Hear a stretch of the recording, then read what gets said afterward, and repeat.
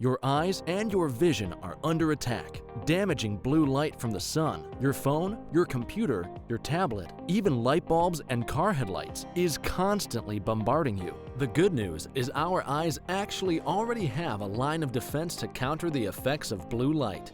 This defense is made up of 3 pigments called carotenoids. MacuHealth with Micromicelle, the only supplement with the exclusive patent on all 3 macular carotenoids and Micromicelle technology. The All Eyes Visual VRP is a portable vision testing platform that includes visual fields, acuity, color vision testing, pupillometry, and extraocular motility. The visual leverages virtual reality, artificial intelligence, and augmented technologies to enable eye care providers to test for and monitor common eye diseases. Visit alleyes.com for more information. With more screen usage and indoor time, myopia, also known as nearsightedness, is increasing and getting worse in children. Now, certified eye doctors can prescribe MiSight One Day, the first and only FDA-approved soft contact lens to slow myopia progression in age-appropriate children. Visit CooperVision.com to find a Brilliant Futures certified eye doctor near you. Do your patients know what presbyopia is? There are people who are afraid of the press. Have you talked to your patients about multifocal contact lenses? I've heard the bifocal, but not multifocal. Exactly, not multifocal. Do you need help with your multifocal strategy? Learn more at the conclusion of this episode. Hello and welcome to the Open Your Eyes podcast. I'm Dr. Kerry Gelb, the host of the documentary Open Your Eyes. If you're new here and you like our interviews, press like, subscribe, share, and hit the bell to get notifications of great new interviews. Also, please leave comments. Great news, you can now watch our full-length documentary Open Your Eyes on Amazon Prime, Apple TV, iTunes, Google Play, and YouTube Movies and Shows. Treatment of chronic health conditions can be extremely frustrating for both patients and conventional doctors.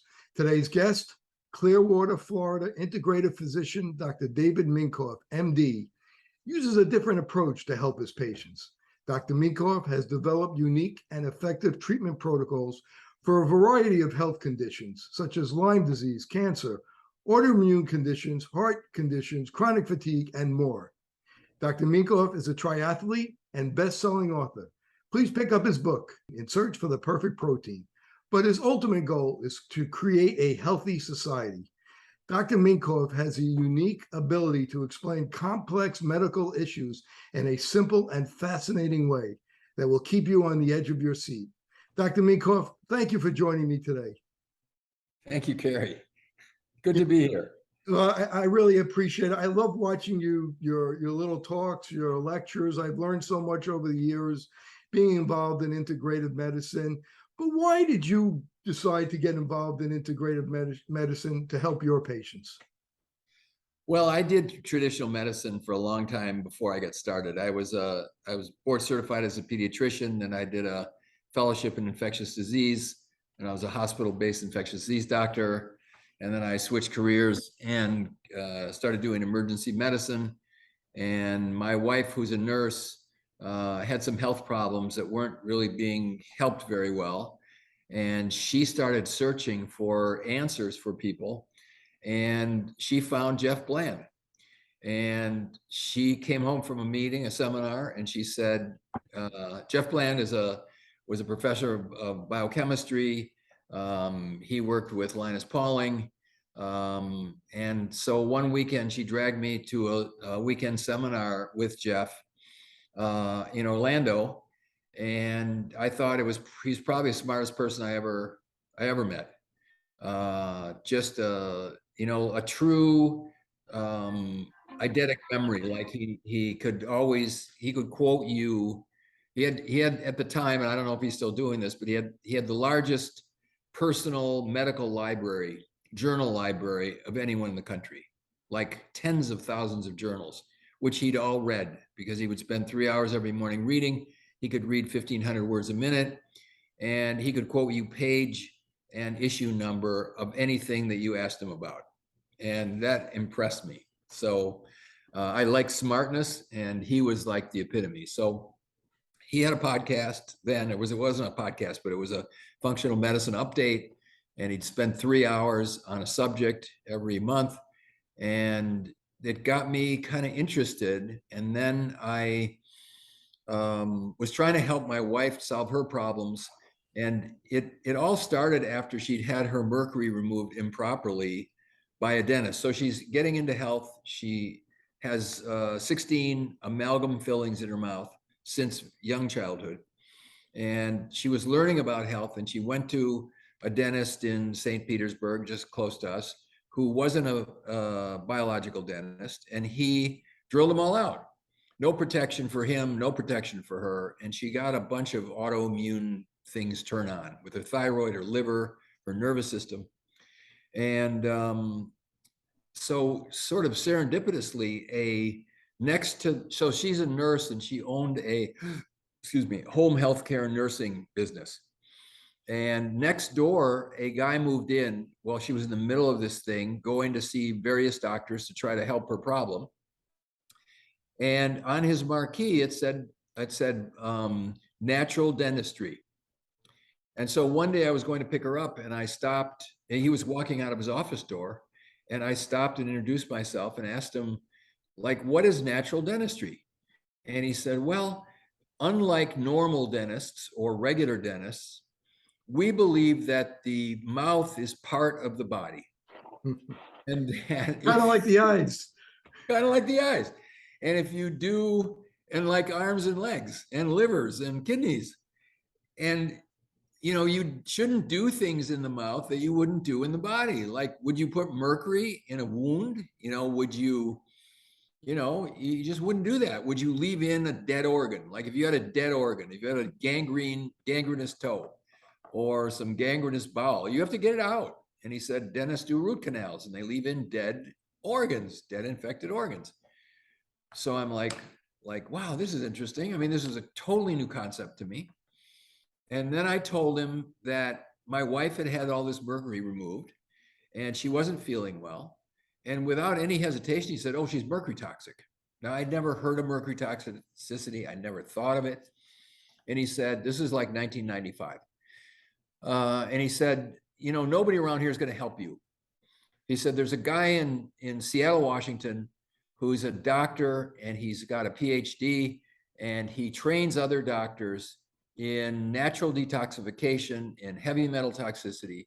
And he does courses for doctors. So I went home, I looked it up. I think 2 weeks later, he had a weekend seminar, and I flew to Seattle and I did the seminar.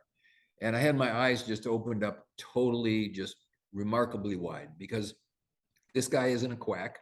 He wasn't doing what seemed to me voodoo medicine, but he was very knowledgeable, and I learned a whole bunch of stuff from him. And then a couple of weeks later, I went back and I did like 3-4 courses with him, and I came back and I started applying this to my wife's condition.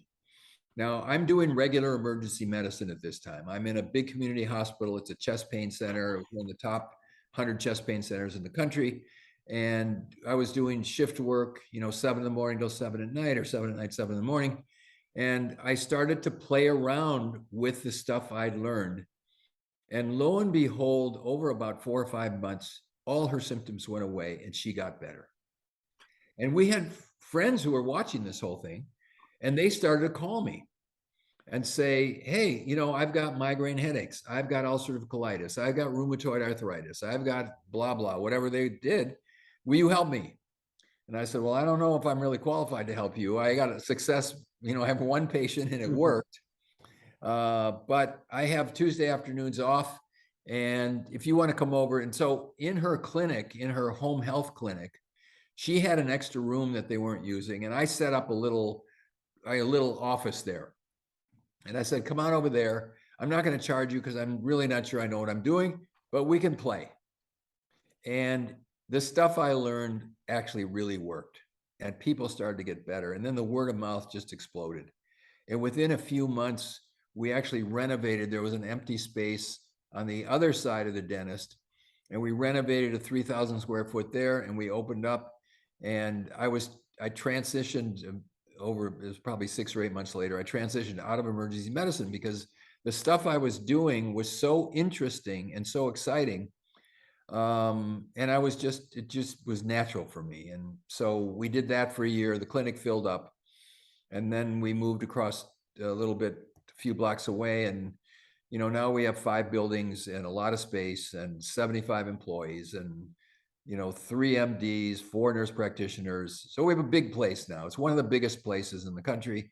And we're doing the same thing. We're treating people to make them healthy. Most of our patients our average patient has been to 13 doctors. So these people have been through the mill and have not gotten help. And that's really our specialty. So it's cancer and Lyme disease and chronic neurological diseases. And it's very exciting. It's very fun.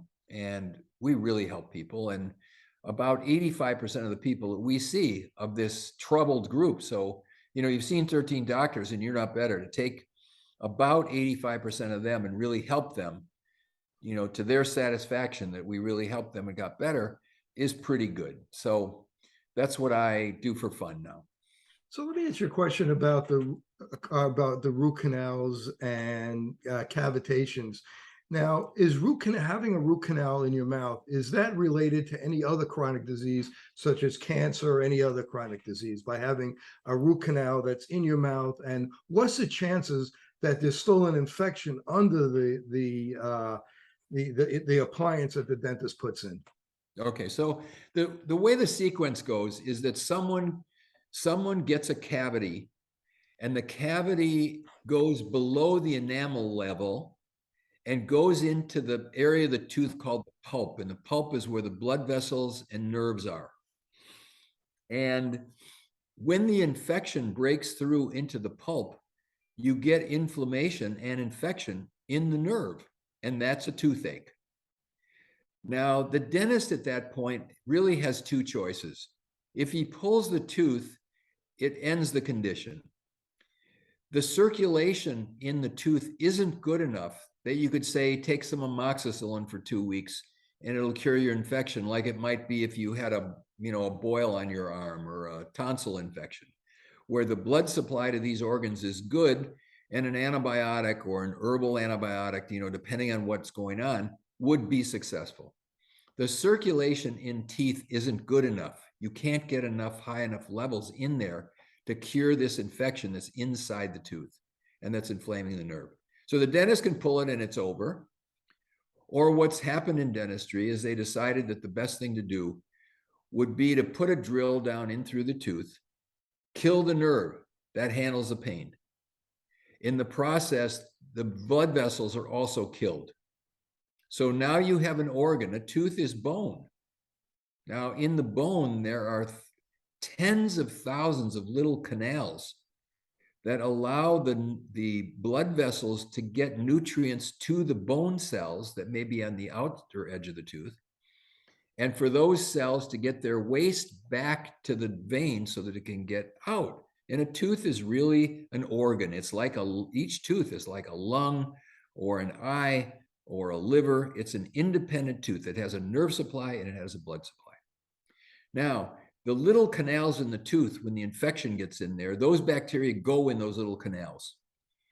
And in a molar tooth, in an average molar tooth, if you put the canals together, like end to end, it would be a couple of miles. So there may be a millimeter, half a millimeter long, but there's millions of them. So the bacteria go in there and they thrive in there and they like that environment. And when the endodontist, the guy who does the root canal, drills through, there is no way that he can sterilize those little canals. So what's left is a tooth that's dead because it has no blood supply and it's infected. Now, no area of medicine other than dentists doing root canals would leave in a dead infected organ. If a guy's got a gangrene of his toe, you have to cut it off because the body can't get medicines or antibodies or anything in there. And the poisons that are made in there will circulate back into the body and kill the person. Same thing on a bowel, like somebody gets a twisted bowel and they come in, I was an emergency room doctor, they come into the emergency room with a bad bellyache and you do a CAT scan, you see, oh my gosh, the blood supply to this area of bowel is not happening. And the surgeon's got to go in there and he's got to take out that piece of bowel because it's dead. And so it's the same with the tooth. So So that's what a root canal is. So he fills it with some stuff, and the pain ends. So the patient is happy. The tooth looks fine. So the dentist is happy, and he's happy that he helped the patient and there's no more pain.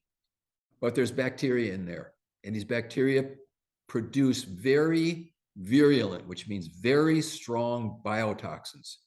They're poisons, and these poisons block cells from being able to make energy. And those poisons come out of the root canal and they circulate through the body.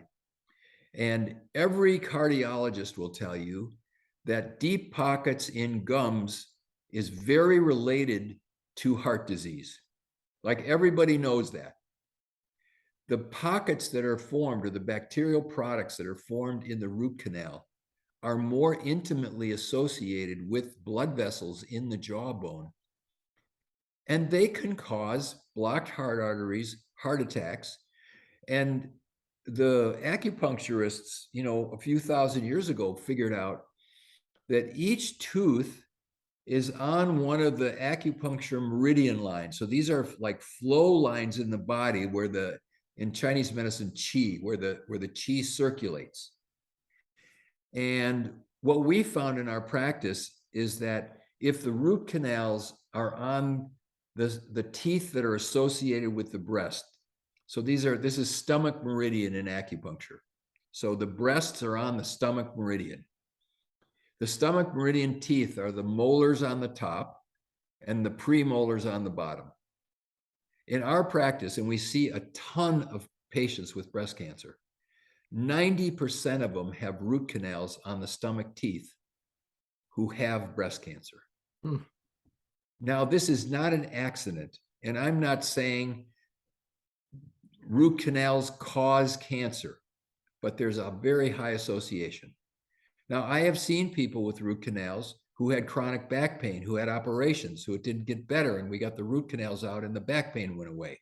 And people with gallbladder disease or liver cysts, where it was associated with the liver gallbladder meridian, and the tooth was infected or the tooth was abscessed, and the condition cleared up.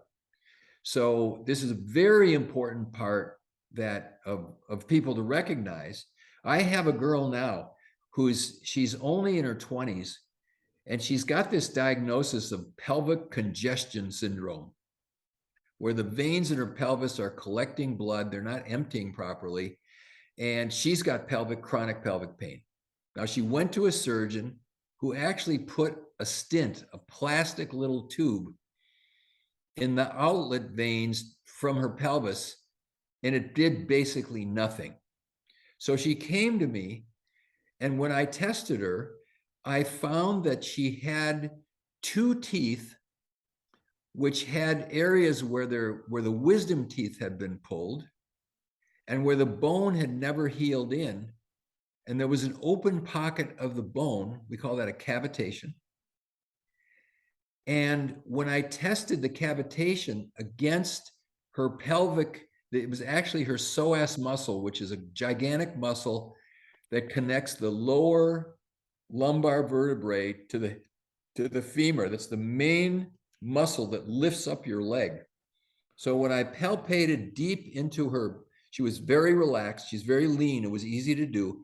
I put my fingers together, and I just gently went down into where I could feel the psoas muscle on the left side where her pain was.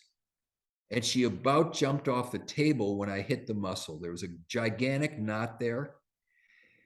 And on the energetic testing that we do, it looks like it's associated with the tooth.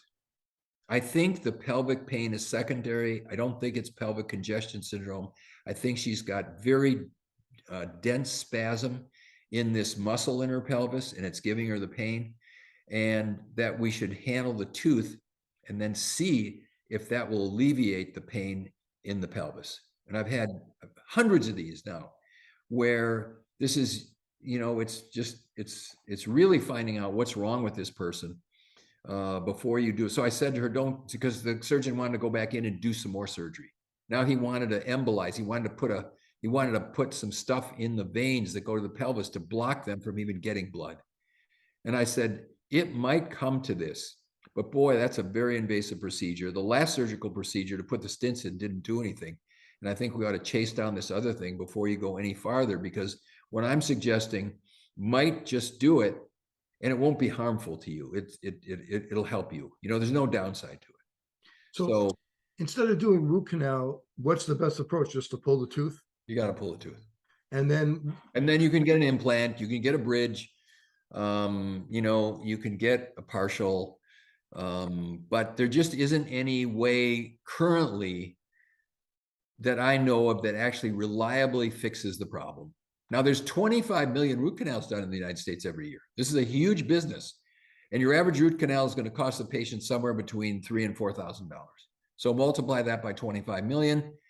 And then dentists who specialize in it, they do extra training, they're endodontists, there's equipment. So it's a very big industry. And I don't know if you've seen it, but I was involved in a documentary film that was made called Root Cause Movie. And if anybody's interested in this area, you can just Google or go to www.rootcausemovie and watch this film. It's very well done. It's an Australian film producer.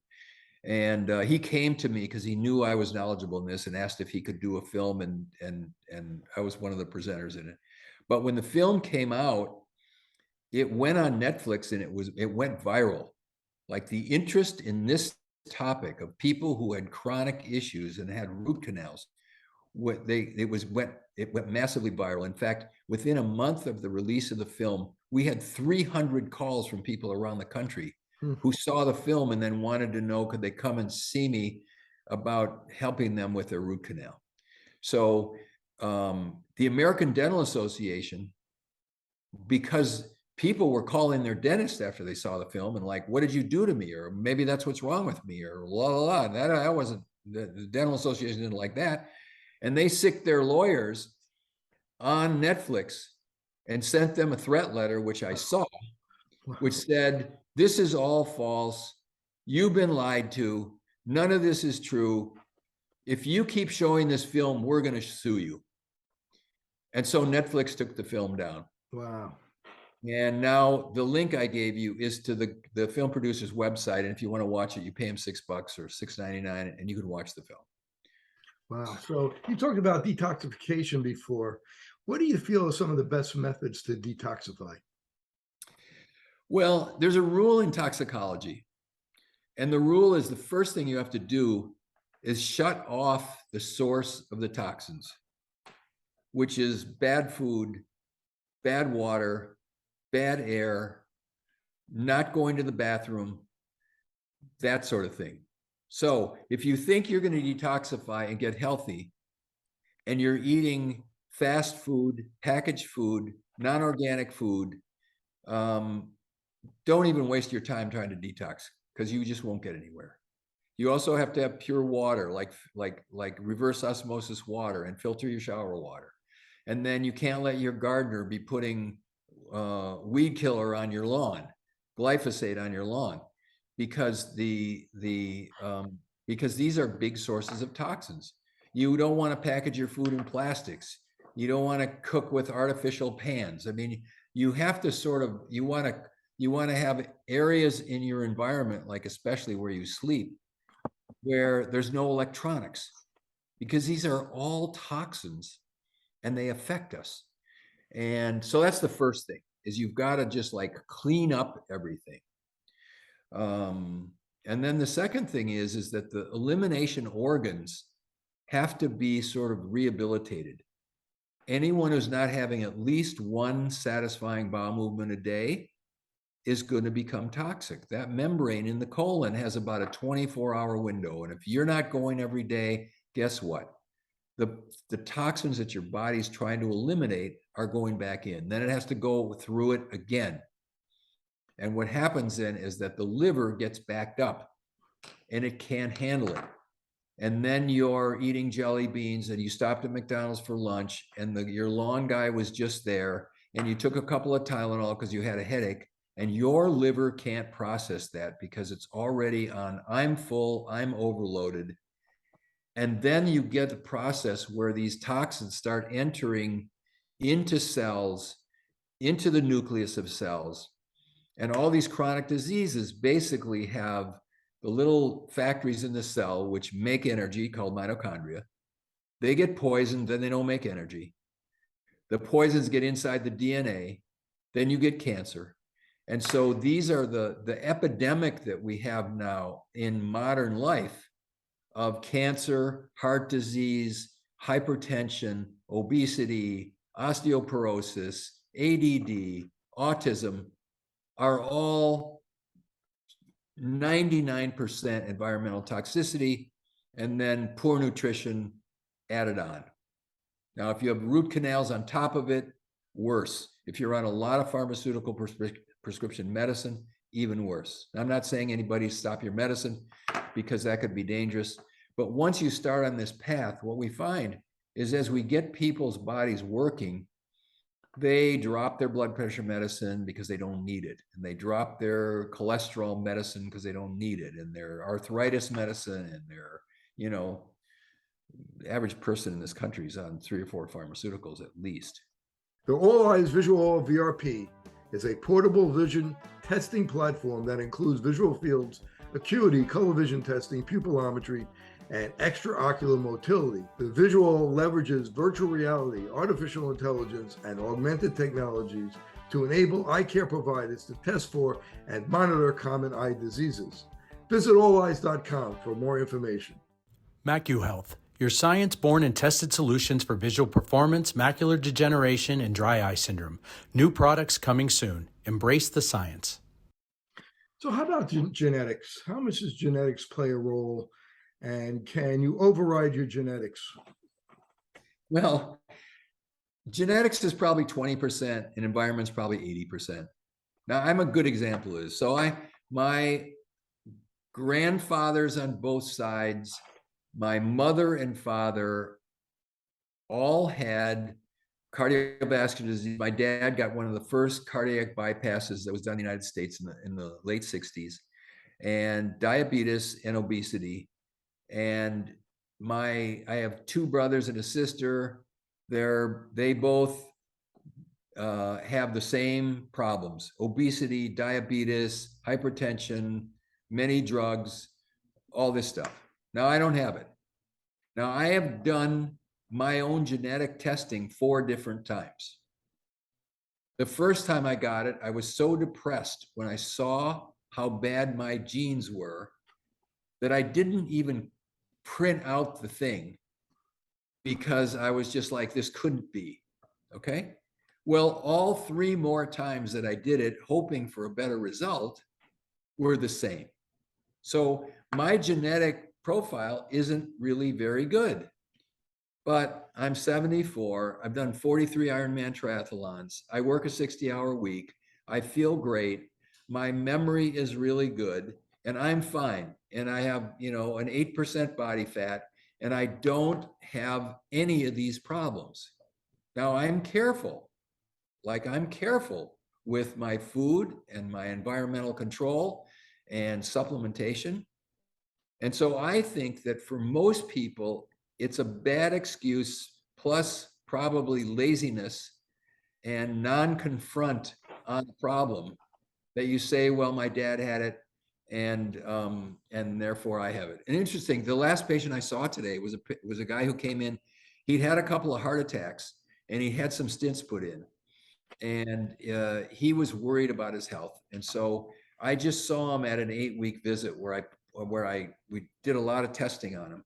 And he didn't tell me this on the first visit, but he told me that his dad had to have 3 corneal transplants because he's got some genetic problem with his cornea, and his sister and his brother had the same thing.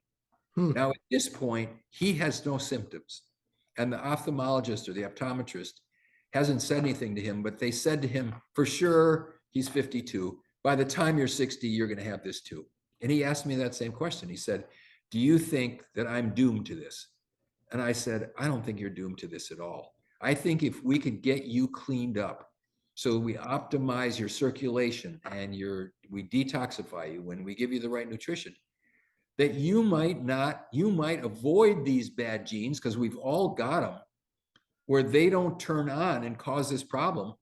and that you could live out your life with your own corneas and you don't need new ones. Is that okay to say to him? Absolutely, absolutely. Because if he has Fuchs or he has basement membrane dystrophy, a lot of times that could be related to inflammation. And we know inflammation is the core component of chronic disease. And if we could do things to help people live longer, to control inflammation, to help their mitochondria, we hopefully could prevent those things. So that brings us to a little bit about mitochondria and what can we do? Somebody's fairly healthy. Obviously, if they get cancer, they have heart disease, they just don't wake up with it one day. It's been brewing in their body for years. What could somebody do that says they're watching this podcast, and you went over a little bit of it before, but what can they do to make sure that they're healthy and they live as healthiest life as they can, even though we're exposed to toxins and what kind of diet, what kind of supplements do you recommend? Are you a paleo? Are you vegetarian? I think I know the answer to that, but I think it's better if you explain it. Are you keto? So I think there's some basic stuff that's good for everybody. The biggest killer in the United States right now, this isn't published unless you look for it, but if you Google this term iatrogenic. So iatrogenic in Greek means doctor caused. So it's IATROGENIC. How many people died per year from iatrogenic illness, which means doctor intervention? It's surgeries, it's drugs, it's therapies that kill people. And about 700,000 people a year at least die from those interventions. It's higher than heart disease and it's higher than cancer. So the first big health step is decide you're going to be healthy, that your regular doctor, and I'm not poo-pooing regular doctors because someone's got a medical condition that's acute. You're having a heart attack, you go to the hospital, you get treatment. You have acute appendix, you need a C-section, you break your femur, you've got very high blood pressure. Like you need medical intervention and you should go get it. And modern medicine is good at this stuff, but it's not the end all. It's you had an emergency, you're treating sort of a danger condition in your body to stabilize you. But now you've got to sort of look back and say, okay, how did I get in this condition and what can I do about it? Because my long-term health with polypharmacy, like too many medicines and surgeries that aren't necessary, is a real risk to people. And I don't think anybody has they don't recognize it. Okay. So I think the person first has to sort of take responsibility for that. And then they have to, for most people in our practice, I put them on an organic paleo diet. So our ancestors for the last couple million years were hunter-gatherers, and they ate what they could find. And they could find animals and fish and vegetables and fruits and nuts, and that's what they ate. No processed foods, no chemicalized foods, eat organic. And then the foods that they ate were not in the, so the category, so when I put someone on this diet, it's sort of a combined autoimmune paleo. So I have them eat meat, fish, eggs, fruits, vegetables, nuts, and seeds. Now I take them off all grains, all legumes, and I take them off nightshade vegetables too, because a lot of people have trouble with peppers and eggplants and things like that. And dairy? You take them off dairy? And dairy, but they can have butter. And do that for 8 weeks. Almost everybody who's had constipation, diarrhea, bloating, gas, heartburn, feels better just on the diet change. So that usually helps people. And they go organic and they don't eat any processed foods. If it comes in a box or a package, don't eat it. Okay. Now it's a little bit of trouble to do that. It's a little bit more expensive, but this is not expense in the way of that you're wasting money. It's an investment really in your own health and your own well-being and in your own longevity. So I have them do that. The other basic is they have to sleep. And most people, all the years I was doing regular medicine, I had schedules where I was varying between working all night and working all day because I had call.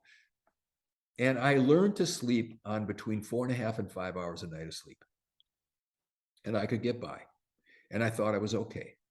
And then I invested $500 in one of these little rings, these Aura rings. I don't know if you've got one. Anyway, and it gave me some feedback on my sleep. And a good score is above 85 out of 100. And a bad score is probably under 70. And my sleep scores were running in the low 50s. Okay. And I was so probably chronically tired. And I do Ironman triathlon. So I'm training, I'm doing a lot of swimming, biking, running, weightlifting, stretching. And I was doing it with this schedule anyway. And it was not a wise thing for me to do. And I realized it. And I said, okay, what does it take for me to get the scores in the 80 or better? And what it took is that I had to get myself in bed at 10 o'clock. I get up about 4:45. So I had to get myself in bed so that I had 6:45 to 7 hours of sleep a night, and my scores would go up. And I felt better. And I found that my performance in the races that I do got better. Like I started winning my age group, and I hadn't really noticed it before. So that was important. So you dial in the food and you dial in the sleep, and everybody needs to move around. You need to get some kind of exercise, and hopefully it's something that you enjoy. If you like tennis or badminton, I don't consider golf really exercise, but things where you're moving and you get sweated up and you have to breathe hard are things that can help on whatever level that you can start at. You know, you can't run a mile if your legs hurt after, 50 steps. So people have to do it on a gradient, but those things are really important. And then people have to have a clean source of water. They got to go to the bathroom every day. And there's herbals, there's fibers, there's lots of stuff to help people do that. And you got to supplement. There's nobody that is going to get the nutrients that they need from food, from just the food these days. And I think hooking up with a functional medicine doctor, it could be a naturopath, it could be a chiropractor, it could be a nutritional counselor, it could be an MD, where they can help you sort out what are you missing in terms of nutrients, and what do you need to sort of restore your organ function and your detoxification function so that you can get your body sort of back to a healthy condition. And that's going to take some lab work. Again, it's going to take some investment. And it's about that simple. Now, if you've got a serious chronic illness, it's another project. So most of the people we take on, their project. And we're doing the same thing. We just have to do a lot more. Before we get to the people that are projects and we talk, what basic supplements would you think that people should take even before they go and get a Genova or one of these blood tests to see what they're missing?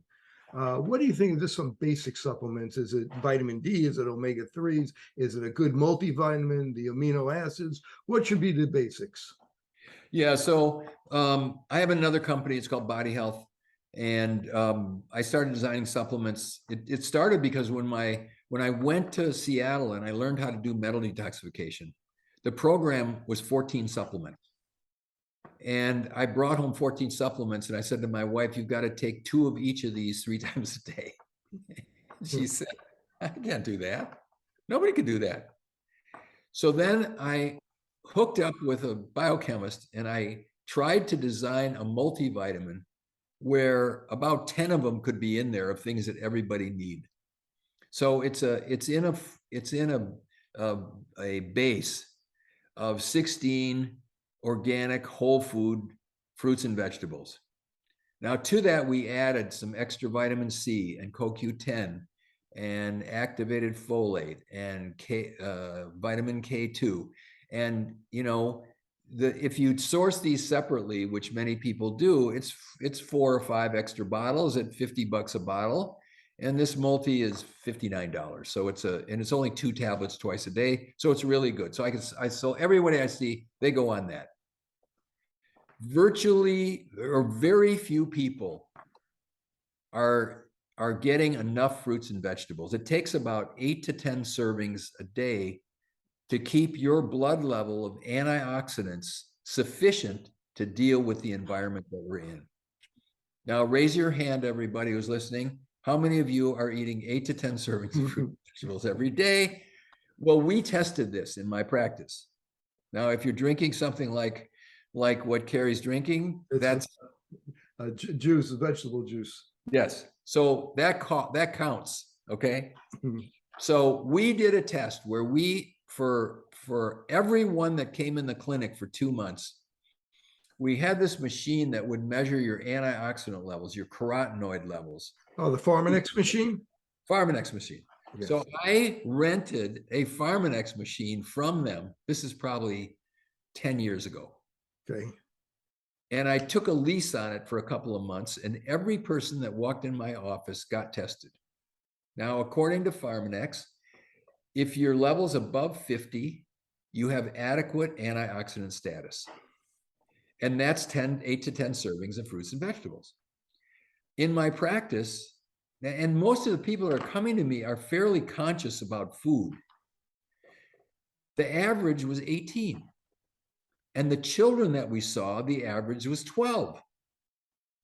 So I put together my own mixture of a greens and reds drink, and 1 spoonful was 10 servings.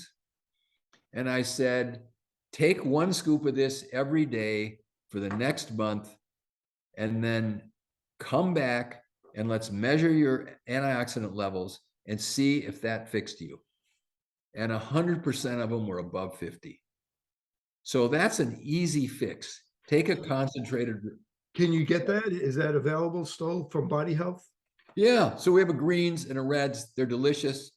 You can throw them on, if in smoothies, you can take them in a glass of, you can take them in a glass of water or almond milk or whatever you like to drink. And they're delicious, and they really work. And how can people get that if they're interested? They want to get the Body Health just greens. Go to bodyhealth.com. Great. So let me ask you about mitochondria. If you're getting sick, your mitochondria is getting sick, and that's kind of making you sick. If you would agree with that, explain to us about the importance of mitochondria. How can we test it? Can VO2 max help us? Is it serum? Is it urine? How can we test about our mitochondria? Okay, so in every cell in the body, there are these little factories, there are these little organs that take the oxygen that we breathe and the food that we eat and turn it into chemical energy, turns it into a molecule called ATP, which is able to store the energy from that interaction of oxygen and food. And in every cell, there's an average of between 1,000 and 2,000 mitochondria. In the heart, there's like 10,000. In the retina, there's like, I think, 50,000. In the egg that is when it mates with the sperm, there's 100,000 mitochondria, because they got to have enough energy to build the whole body. The sperm contributes DNA, but basically nothing else. So the egg has to have it close to it. So these things are in our bodies. Now, in order for them to work, they have to get oxygen, they have to get food. And with the toxin load that's and so a healthy cell can make energy. All disease, if you wanted to reduce it, and I don't care if it's Alzheimer's or cancer or polio, it's the energy system in the cell is inadequate to be able to deal with the waste and make the energy. Like, it is the bottom line. Now, the mitochondria require certain nutrients, so that you have to get the stuff in that you need. And one of the biggest problems is that when we're exposed to these environmental toxins, they get into the mitochondria and they toxify it, they mess with it so that the mitochondria can't make energy. Back in the 1920s, late 1920s, there was a guy named Otto Warburg. He was an MD, PhD. He's German, won the Nobel Prize, because what he figured out is that the problem with a cancer cell was that the mitochondria were so toxic that they could no longer use oxygen to make energy. And there is a fallback system in the cell where the cell can make energy on another chemical process. It's called fermentation. It's very inefficient. if a mitochondria makes energy with oxygen, it can produce 38 of these ATP molecules with each go around of the cycle. When it's not using oxygen, it can only make 2 of them. And that's what a cancer cell is. A cancer cell is a cell that's the mitochondria are so damaged that it can't make energy. And the damage could come from viruses and infections, plus toxins. And so the cell can't make energy, and it becomes a kind of a crazy cell where it multiplies out of control and it tries to take over the body. So making energy is the key. And if you have good vitality and energy, you have good mitochondria. Now, we have a test in the office where we can actually measure people's mitochondria. We can measure their resting metabolism. We can measure how much oxygen they breathe in, and then how much of it they actually use. Because if your mitochondria are damaged, you can breathe oxygen in, but you don't utilize it. So we can measure that. And then we put them on an exercise bike, and we can measure how much oxygen they can actually use. And you mentioned VO2 max. So VO2 max is how much oxygen can the body maximally use. Now, in someone who's, probably everybody's had this experience, where you pushed yourself to the point where you were so breathless that you couldn't do any more. And at that point, you had out-exercised your body's ability to utilize oxygen. And the body went to this other system, and then you had to stop because you couldn't keep up. And what happens with that is that if you have really good mitochondria, like the best performance athletes, endurance athletes, might have a VO2 max in the low 90s, high 80s. The cyclists and the cross-country skiers and the swimmers, they're very high because they have their mitochondria work very well. In someone who's sick, who's got chronic fatigue, and you measure their VO2 max, it might be 8, 9. And when they start to move, their VO2 max is so low that they're basically breathless, trying to get out of bed to walk to the bathroom. Now, this isn't a psychological condition. This is so polluted biochemistry that the thing is barely alive. And so then what we have to do then is fix that, get the toxins out and replace the nutrients. And when they're very sick, you can only go slow. You have to go slow because they can't take much. They're very delicate. But in most people, unless they're just too far gone, you can make progress. And if they're dedicated to it, some people it's 3 or 4 weeks, and some people it's 6 months. Most of the people we see in the clinic, within 3 or 4 months, we get them on their feet. They can go back to work. They can remember. They can think.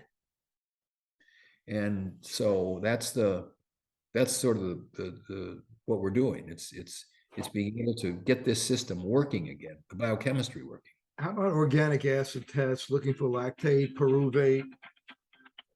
Yeah, so pyruvate and lactate, these organic acids give you windows in which areas is the system broken and where there may be nutrients that you can supplement to help sort of push those systems.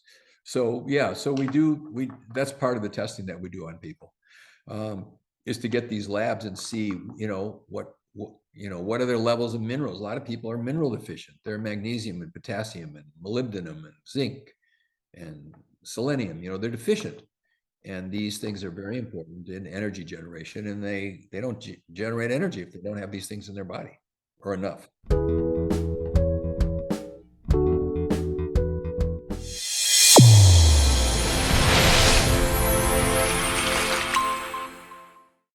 Your eyes and your vision are under attack, damaging blue light from the sun. Your phone, your computer, your tablet, even light bulbs and car headlights is constantly bombarding you. The good news is our eyes actually already have a line of defense to counter the effects of blue light. This defense is made up of 3 pigments called carotenoids. MacuHealth with MicroMicelle, the only supplement with the exclusive patent on all 3 macular carotenoids and MicroMicelle technology. The All Eyes Visual Oil VRP is a portable vision testing platform that includes visual fields acuity, color vision testing, pupillometry, and extraocular motility. The visual leverages virtual reality, artificial intelligence, and augmented technologies to enable eye care providers to test for and monitor common eye diseases. Visit alleyes.com for more information. Fitting multifocal contact lenses presents a big opportunity to meet patient needs while growing your practice. Alcon is your partner not only with our innovative portfolio, but through e-learning. Learn to enhance your multifocal strategy today with the Alcon Experience Academy. OIE Broadcasting is the emerging leader in social media. We use scientific entertainment to drive more patients into your office. Visit oiebroadcasting.com and sign up today. Each generation was supposed to be healthier than the last one. Lifespan was supposed to be increasing. We were supposed to be in this paradise by now. Instead of getting healthier and healthier, it seems to have gone the opposite way. Millennials were projected to be the first generation in history to not outlive the generation before them. We are certainly headed for disaster. I think a lot of people are beginning to question the whole story. We live in a time where the paradigms are shifting. And the optometrist, in my opinion, is one of the best kept secrets. The public doesn't realize about going to the eye doctor. So many different diseases actually manifest in the eye. The back of the eye is the only place in the body that you could actually see the blood vessels. Completely non-invasively, you could screen thousands of people, not just for their eye health, but for their whole body health. Because this disease is here, it's also going to be here. And I can look into the back of my eyeball, and there are expert doctors on the ground who are looking at my eyeball while I'm doing it.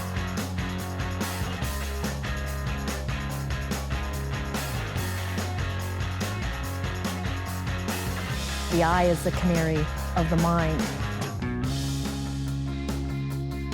The eye is the kingdom. Will everyone please open their eyes?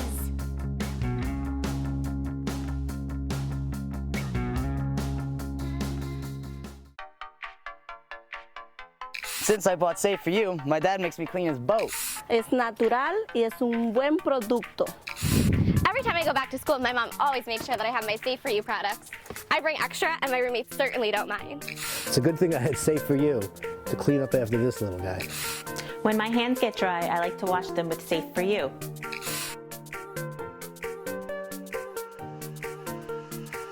And most importantly, the reason why I buy Safe For You is because it's safe for me and you.